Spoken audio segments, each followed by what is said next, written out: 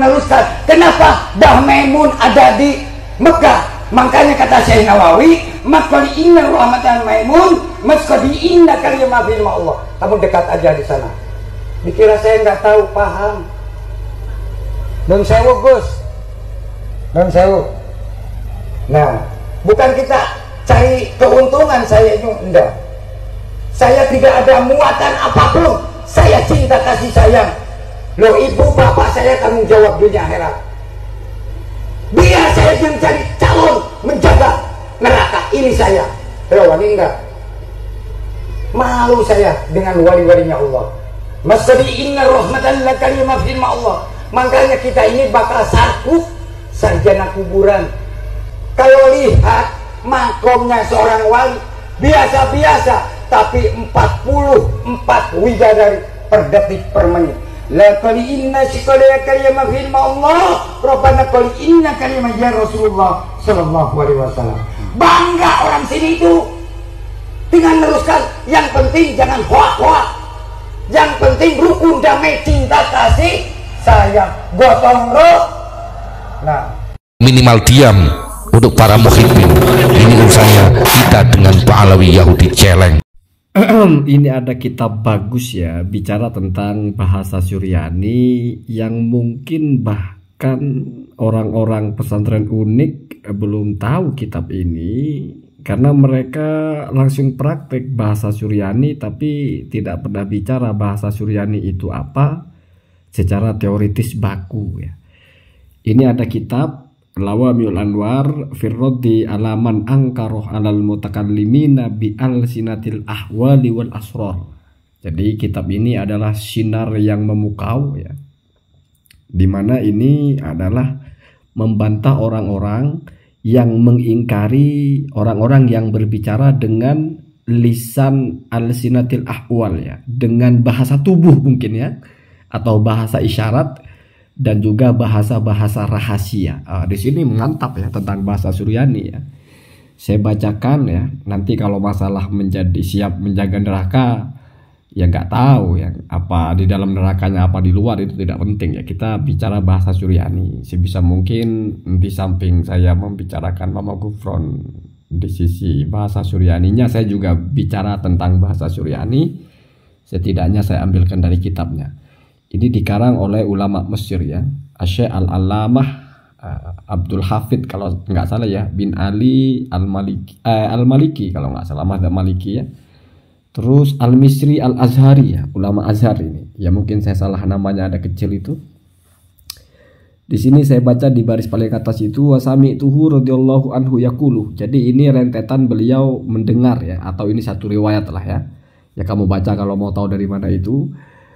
Berkata orang itu, innal lughata suryaniyata hiya lughatul arwahi. Nah, ini kan sudah dibahas sebelumnya bahwa bahasa Suryani itu adalah bahasanya ruh ya. Jadi bahasa yang dipakai oleh para ruh ya, para arwah.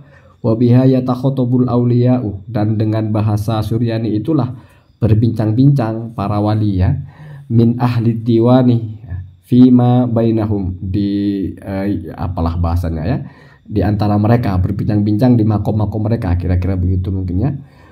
Likhtisoriha, kenapa ini bahasa spesial dan dipakai oleh ruh dan juga dipakai oleh para wali? Karena bahasanya ringkas. Likhtisoriha, karena ringkasnya bahasa Suryani itu. Wahamliha, dan mengandungnya atau mencakupnya bahasa Suryani itu al-ma'ani al-kathirotah, kepada makna-makna yang banyak. Jadi bahasa Suryani itu beda dengan bahasa yang lain. Satu kata itu bisa mengandung banyak, bahkan per huruf sudah menjadi bahasa yang bisa difahami. Nanti saya jelaskan keistimewaan bahasa Suryani yang tidak dimiliki oleh bahasa manapun, begitu ya. Kemudian allati la yumkinu, di mana tidak bisa ada uha mencapai hal itu bimithli al-fatiha, dengan lafat-lafat yang sama fi lughatin ukhra ya, dalam bahasa yang berbeda. Artinya bahasa Suryani itu lafat-lafatnya itu punya kekhasan, yaitu mengandung banyak sekali makna, di mana tidak mungkin ada bahasa lain satu kata bisa mengandung makna sebanyak bahasa Suryani. Nah, kira-kira begitu gampangnya ya. Fakultu, maka saya berkata, wa hal tabluha fi dzalika lughatul arabi, apakah bisa mencapai kepada posisi itu atau bisa mencapai kepada kehebatan bahasa Suryani, ya, tablugh mencapai kepada bahasa Suryani itu bidzalika, di dalam kehebatan itu ya ikhtisar, ringkas dan mengandung makna yang banyak, apakah bahasa Arab bisa? Faqalah, maka Syekh itu berkata radhiyallahu anhu, la yablugha, tidak bisa ya mencapai kepada keistimewaan Suryani itu illa ma fil Quran, kecuali lafaz-lafaz yang ada di dalam Al-Qur'an. Karena dalam Al-Qur'an itu lafaznya banyak yang ijaz ya, maknanya simple, lafaznya simple tapi maknanya luas ya. Terus Al-Aziz ya, yang maha agung Quran itu. Fa inna lughatal arabi, sesungguhnya bahasanya orang-orang Arab, idza jama'at al-ma'ani, apabila seandainya bahasa orang Arab itu mampu meliput makna-makna allati fi suryaniyati, yang ada di dalam bahasa Suryani. Artinya seandainya makna-makna yang di dalam bahasa Suryani itu bisa diliput oleh bahasa Arab. Nah, kira-kira begitu ya.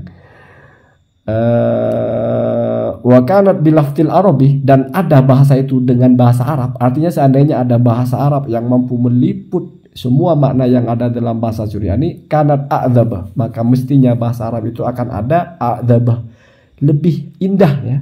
A'dzabah itu lebih manis, lebih indah lah gitu ya. Wa ahsana, dan lebih baik minas Suryaniyati, dari bahasa Suryani. Wallahu a'lam. Jadi makna dalam bahasa Suryani itu sangat luas, tidak bisa dicakup oleh bahasa manapun kecuali bahasa Arab yang ada di dalam Al-Quran. Seandainya bahasanya orang-orang Arab itu bisa mencakup apa-apa yang ada di dalam bahasa Suryani, lalu diucapkan dalam bahasa Arab, maka itu akan terdengar lebih merdu, lebih enak gitu ya, dan lebih baik. Wallahu a'lam. Wasami itu radhiyallahu anhu yaqulu, dan saya juga mendengar dia berkata, al-lughatu kulluha, semua bahasa itu, adapun bahasa kulluha, semua bahasa itu ya, mutnibatun. Mutnibah itu adalah lafadznya itu lebih luas dari maknanya, itu namanya itnab ya, atau dibaca mutnabatun mungkin ya, adalah dibentukkan itnab. Jadi dalam balaghah itu ada ijaz, ada itnab. Ijaz itu bahasanya lebih sedikit dari maknanya, jadi kamu ngomong beberapa kata tapi mengandung arti yang luas. Jadi pemaknaannya lebih luas dari kalimatnya, itu namanya ijaz, ringkas. Kebalikannya adalah itnab. Itnab itu kalimatnya banyak tapi maknanya lebih sedikit. Ya salah satu contohnya misalnya tanazzalul malaikatu warruhu, turunlah para malaikat dan juga ar-ruh. Ya ar-ruh itu kan adalah malaikat Jibril. Sebetulnya kan ketika kita bilang turun para malaikat kan termasuk malaikat Jibril, tapi kok masih disebut lagi? Itu berarti kalimatnya ini lebih banyak dari maknanya. Sama dengan begini, saya undang semua yang ada di sini termasuk Bapak. Bapak itu kan sudah ada di sini, sudah masuk toh. Tapi ngapain kita ulang? Berarti bahasa termasuk Bapak itu sebetulnya tidak perlu. Kenapa? Karena itu sudah terpenuhi dengan semua yang ada di sini. Walaupun terkadang tujuan dari itnab itu adalah ya bisa ikhtiram dan sebagainya. Artinya kalimat kita lebih luas daripada maksud yang ini kita sampaikan. Semua bahasa itu seperti itu. Binisbati lisuryaniyati, kalau dibandingkan dengan bahasa Suryani. Jadi semua bahasa ini menjadi bertele-tele lah bahasanya ya, atau menjadi terperinci, menjadi sangat lebar, sangat luas kalau dibandingkan dengan bahasa Suryani. Alasannya adalah li'annal kalama fi lughati ghairi suryaniyati, fi lughatin ghairi suryaniyati, karena setiap bahasa, setiap kalam itu ya adalah ucapan yang sudah bisa dipahami. Kalam dalam ilmu nahwu ini ya. Di dalam semua bahasa selain bahasa Suryani itu ya tarokkabu minal kalimati, adalah mesti terdiri dari beberapa kalimat. Oh iya, kalau kamu hanya bilang Muhammad ya tidak bisa disebut kalam karena tidak mengerti apa maksudnya. Kalau Muhammadun ja'ah, Muhammad telah datang, berarti itu sudah tersusun dari dua kalimat setidaknya ya. Bahkan ada domirnya huwa gitu ya. Berarti untuk bisa difahami dalam bahasa apapun itu mesti setidaknya terdiri dari beberapa kalimat. Jadi kalam itu mesti terdiri dari beberapa kalimat gitu. La minal huruf, tidak bisa terdiri dari huruf. Jadi kalam itu tidak terangkai dari huruf tapi terangkai dari kalimat ya. Al-hijaiyah, bukan dari huruf al-hijaiyati yang hijaiyah ya. Wa fi suryaniyati, tetapi kalam di dalam bahasa Suryani ya tarokkabu minal huruf, terdiri dari huruf-huruf. Jadi satu huruf bersusun dengan dua huruf yang lain itu sudah bisa menjadi kalam. Makanya kita bayangkan ya, 2 huruf atau 3 huruf saja itu sudah bisa dipahami maknanya. Bukan tersusun dari kalimat-kalimat sebagaimana kalau bahasa yang lain. Mungkin kamu bilang, tapi ada bahasa Arab kul 2 huruf sudah bisa dipahami. Oh enggak, itu kul anta. Itu mentakdir ada antahnya gitu ya. Tidak mungkin kul itu tidak tergabung dengan domir antah ya. Atau kulu antum ya. Kalau bahasa Suryani, kalam itu atau kalimat yang bisa difahami itu cuma butuh tersusun dari huruf saja, bukan dari kalimat. Artinya satu kata, kalau sudah tersusun dari huruf itu sudah bisa difahami apa maksudnya. Bukan artinya ya, kalau akalah itu misalnya kita paham apa artinya makan. Tapi maksudnya apa, siapa yang makan, apa yang dimakan, itu belum kalam namanya. Ya. Itu baru kalimat namanya, misalnya kalimat fi'il gitu ya. Kemudian kalau di dalam Suryani, ya tarokabu minal hurufil hijaiyati. Kalam dalam bahasa Suryani itu hanya terdiri dari huruf-huruf hijaiyah. Fakullu harfin hijai, maka setiap huruf hijaiyah fi Suryaniyati di dalam bahasa Suryani yadullu ala maknan mufidin, sudah mengandung makna yang mufid. Artinya kalau dalam bahasa Suryani itu satu huruf itu sudah bisa kita tahu artinya gitu ya. Misalnya dalam bahasa Arab harus ada akalah makan. Mungkin dalam bahasa Suryani satu huruf sudah ada makna yang bisa kita pahami walaupun belum disebut kalam ya. Kenapa? Karena di sini nanti ada kaitannya apa itu kalam yang mufid ya. Jadi setidaknya ada yang sudah bisa kita tangkap dari bahasa itu. Ya bahasa Arab juga ada yang begitu, misalnya li ya milik ya, atau lam taukid lah artinya sesungguhnya, atau fa maka, atau yang populer itu ya huruf-huruf taukid waw bita itu kan sudah mengandung makna demi ya. Makanya kita tidak heran kalau Mama Gufron itu bahasanya itu saja dan maknanya beda-beda. Semut begitu, Senawawi begitu juga, ya, sudah nampel begitu, bahkan Rasulullah juga makoli kayaknya ya. Karena maknanya sudah banyak di situ ya, walaupun kalimatnya simple. Kelanjutan sedikit lagi di situ ya. Kemudian fakullu harfin hijai fi Suryaniyati yadullu ala maknan mufidin. Fa idza jumi'a ila harfin akhar, apabila dikumpulkan ya kepada huruf yang lain, hasolat minha, maka akan terhasil darinya minha dari huruf itu faidatul kalam, makna sebuah kalam. Jadi cukup dikumpulkan beberapa huruf itu sudah menjadi sebuah ucapan yang bisa difahami atau berfaidah. Artinya kalau dibandingkan dengan bahasa Arab itu sudah setara dengan kumpulan beberapa kata. Padahal dalam Suryani baru kumpulan beberapa huruf. Sekarang kamu bayangkan kalau kumpulan beberapa huruf dikumpulkan lagi dengan kumpulan beberapa huruf yang lain. Wa makoli inna rohmatan, itu kan kelompok-kelompok. Wa makoli uanya huruf, makoli kelompok-kelompok huruf, inna kelompok huruf, ya rohmatan, fi ma Allah, semuanya kan ada kelompok huruf. Kemudian dikumpulkan kelompok-kelompok itu menjadi kelompok kalimat lah setidaknya.